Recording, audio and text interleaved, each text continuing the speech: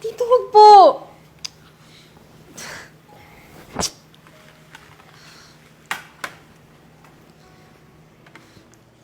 Tito, ano ba? Tito!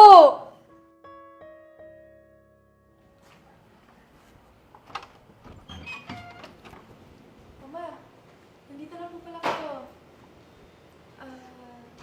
Sino po siya, Ma? Nak, boyfriend ko. Si Tito Jigo mo. Boyfriend? Ay, naku, Ma. Kilala niyo na po talaga yan. Baka mamaya, katulad lang din po siya ng iba. Lolokohin lang kayo araw-araw. Nak, huwag ka na mag-alala.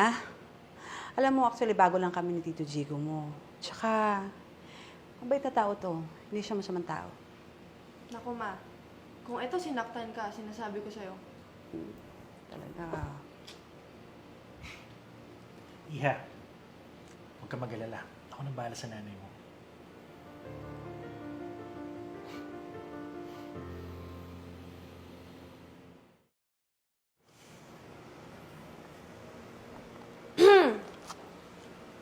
So, ikaw pala yung bagong boyfriend ni Mami. Oo, Iha. Sa totoo nga niyan, nagulat ako kasi hindi man lang niya nabanggit sa akin na dalaga na pala yung anak niya. Sakap pala ng anak ng girlfriend ko. Sariwa. Ho? Kita na sinasabi niyo? Nang ibig niyo sabihin, ha? Alam niyo? Unang kita ko pa lang sa'yo. Alam ko na hindi kita mapagkakatiwalaan. Oh, Nak! Dito ka pala at nag-uusap pala kayo ng Tito Jigo mo. Buti naman at nagkakasundo kayo. Oo nga po, Ma. Ang bait po sobra ni Tito Jigo. Hindi po talaga kayo lolokohin yan. Tama ka dyan. Ikaw bola ka ng bola. O siya, kain na tayo. Ka na.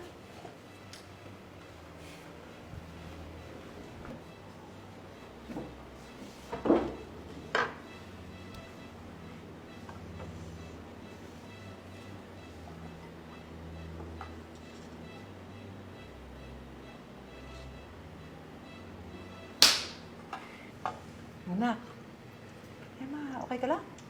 May lamok po ata sa paanan ko, Ma. Pero okay lang naman po ako. Sige. Kain na tayo. Nagkata yung pagkain. Ayan. Luto tayo ng pritong manok. Ayan.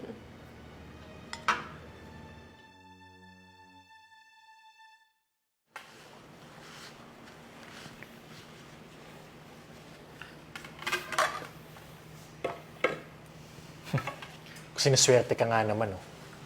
Akalain mo yun? Parang pinagtatagpo tayo ng tadhanang dalawa, Iha.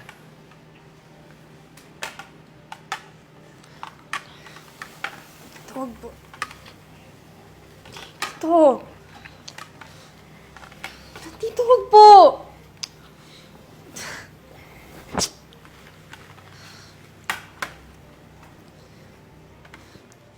Tito, ano ba?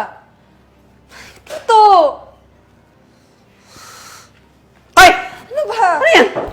Ano nangyari dito, ha? Ano ginagawa mo sa anak ko? Mahal, kumalma ka. Kung ano man yung nakikita mo, hindi ganun yun. Mali, mahal, hindi ganun. Anong hindi? Huwag ka na magsinungaling! Alam natin pareho kung anong totoo. Ma, huwag po kayo maniwala sa kanya. Ang totoo, yung lalaki yan ang nanloloko sa inyo. Mahal, hindi ko magagawa sa'yo yun. Mahal, alam mo, mahal na mahal kita. Itong anak mo lang yung nangaakit sa akin eh. Aakma pa nga kung hahalikan, mahal. Hindi kita kayang lukuhin. Tama na! Alam mo, dati ko pang alam. Ha? Dati ko pang alam na sinusubukan mong pagsamantalahan at inaakit mo tong anak ko. Paano mo pa nagagawa sa akin to? Mahal, hindi ganun. Mahal na mahal kita. Inakit din talaga ako ng anak mo. May plano nga yung pagsirain tayong dalawa eh. Gusto niya maghiwalay tayo. Alam mo, Jigo, tama na pagsinungaling. Tama na! Alam mo, hindi ka rin naman makakapagsinungaling sa akin.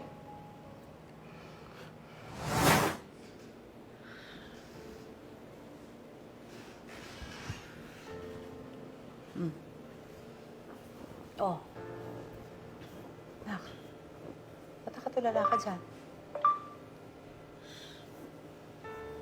Kaya na pa kita inaantay sa taas. Hindi pa ba tayo matutulog? Ano po kasi may sasabihin po ako sa'yo. Hindi ko po alam kung paniniwalaan niyo po ako o hindi, pero Nak, syempre naman. Paniniwalaan kita kung ano sasabihin mo. Ano ba yun? I'm sorry po kung hindi ko po agad ito sinabi sa inyo, pero simula nung dumating si Tito Diego sa bahay natin, inaakit niya po ako, tapos binabastos niya po ako.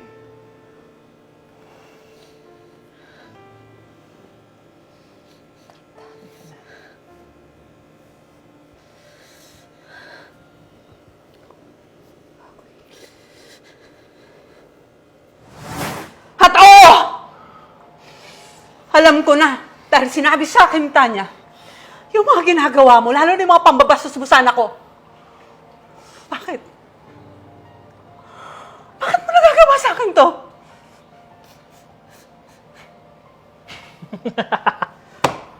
Punyeta! Tanga ka ba? Hindi mo ba naiisip?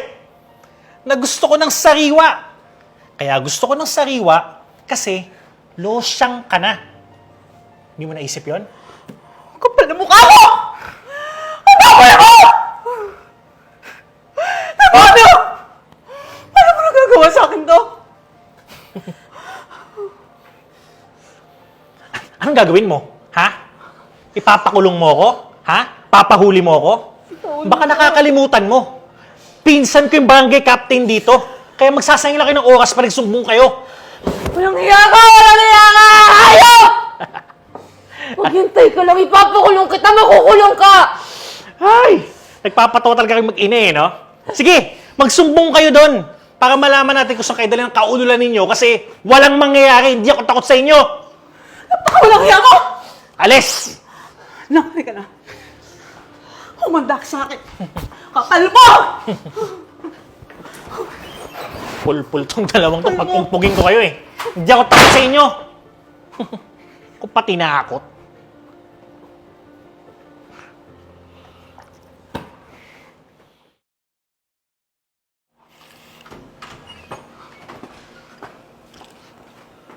Sir, siya po yun.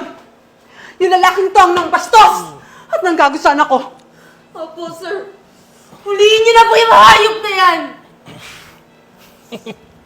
Sir, sumama ka na lang sa presinto at doon ka na magpaliwanag. Talaga nagsama pa kayo ng pulis, ha? Chip, huwag kayo maniwala sa mga to. Nag-iimbento lang ng kwento yung dalawang to. Gawa-gawa lang yan, Chip. Sir, Ano pang ginagawa niyo, sir? Hulihin niyo na yan dahil sagad sa buto yung galit ko dyan, baka hindi ako makapagpigil.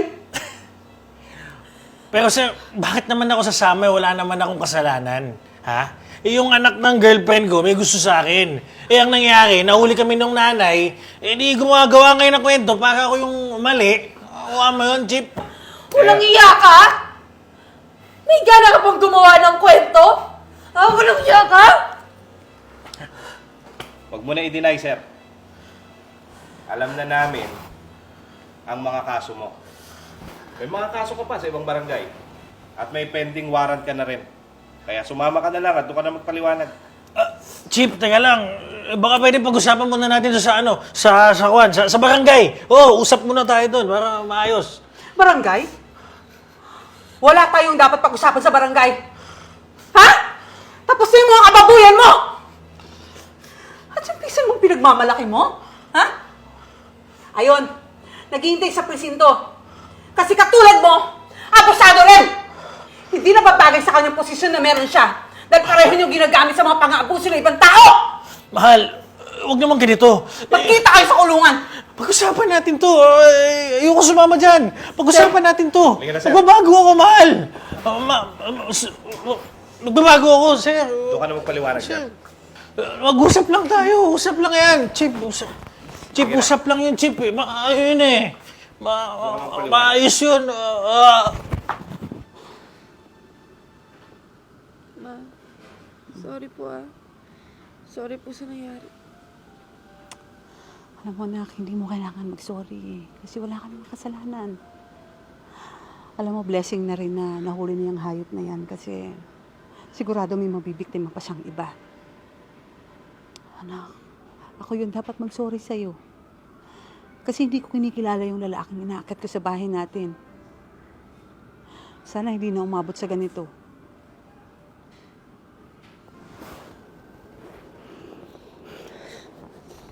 Safe ka na.